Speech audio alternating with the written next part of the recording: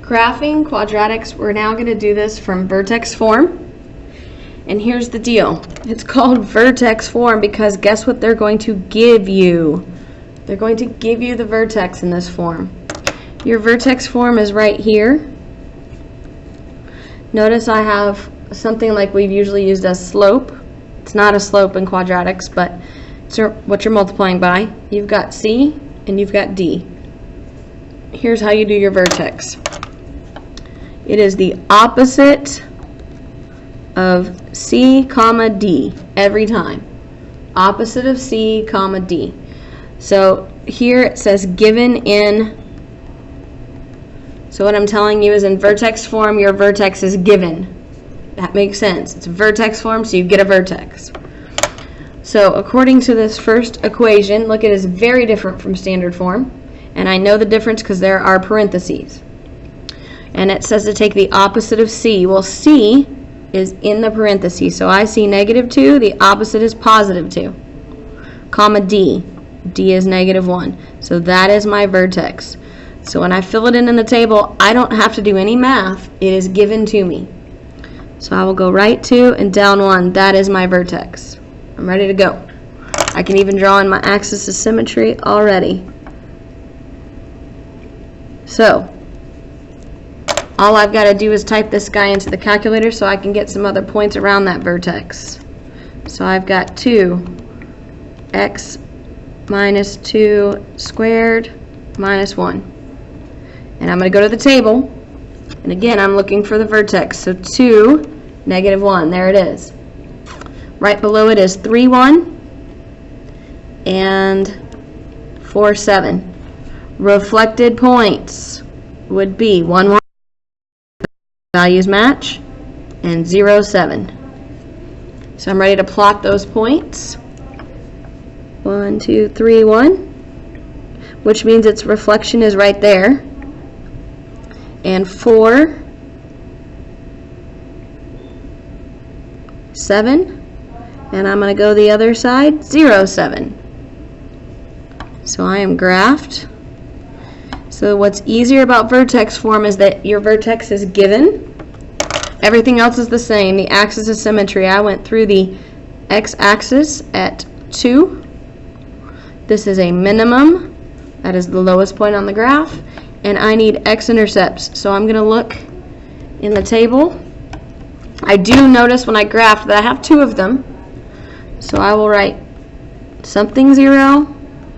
These are x-intercepts, so y is nothing. But if you notice, you don't see y as 0 anywhere in this table. So we're going to have to do a guesstimate. So go to the graph and let's figure out what they would be. It's just past 1. So I'm going to go with 1.3. Again, this is a guesstimate, so they wouldn't be wrong as long as you're in between 1 and 2. And I've got 2, and I'm really close to 3, so I'm going to say 2.8. I'm not 100% sure, but I'm going with that for now, from a graph. So I've got everything done. So the second one, again, it is the opposite of C, comma D. So here's C, opposite is 2, D is exactly as it looks. So that is my vertex that goes right in the middle, 2, -4. So I'm going to go into y equals, and we're going to type in -3, parenthesis, x minus 2 squared minus 4. Notice I said minus and minus. The negative is in front of the 3, everything else is a minus. Let's go to the table, and I'm looking for 2, -4, so I'm going to do 3, -7. That one's 4 is off the graph, so I'm going to skip it for right now. 1, -7, and I do need to fill in this table, so I guess I'll put it, but I'm probably not going to graph it.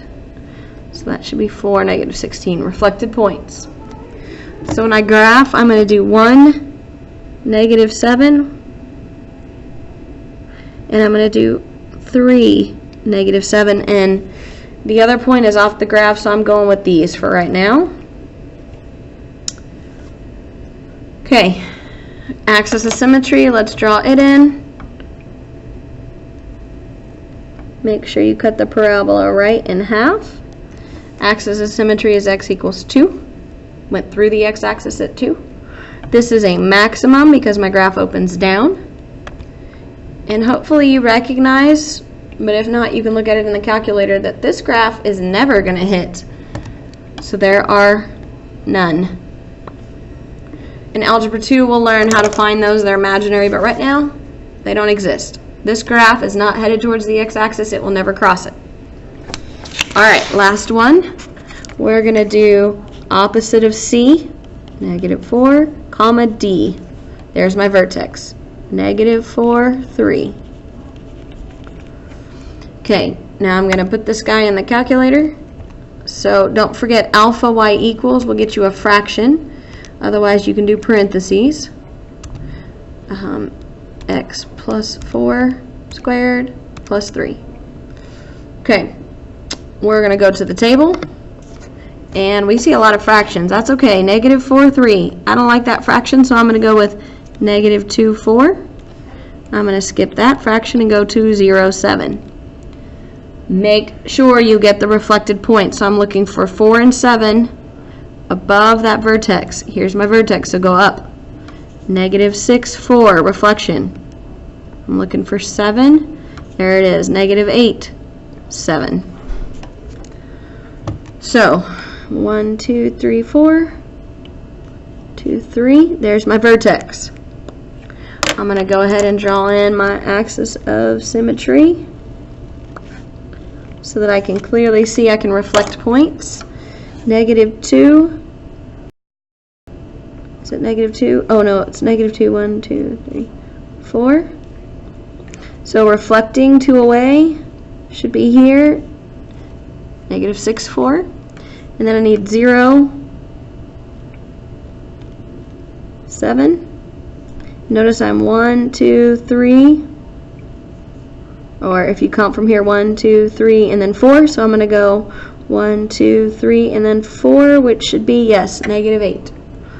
So I've got kind of a fat parabola this time. Okay, axis of symmetry went through x equals -4. Went through the x-axis. This is a minimum. And I'm looking for solutions. Oh, notice that, again, I'm going to have none. It's not headed towards the x-axis at all. So graphing is exactly the same, except you're given the vertex this time.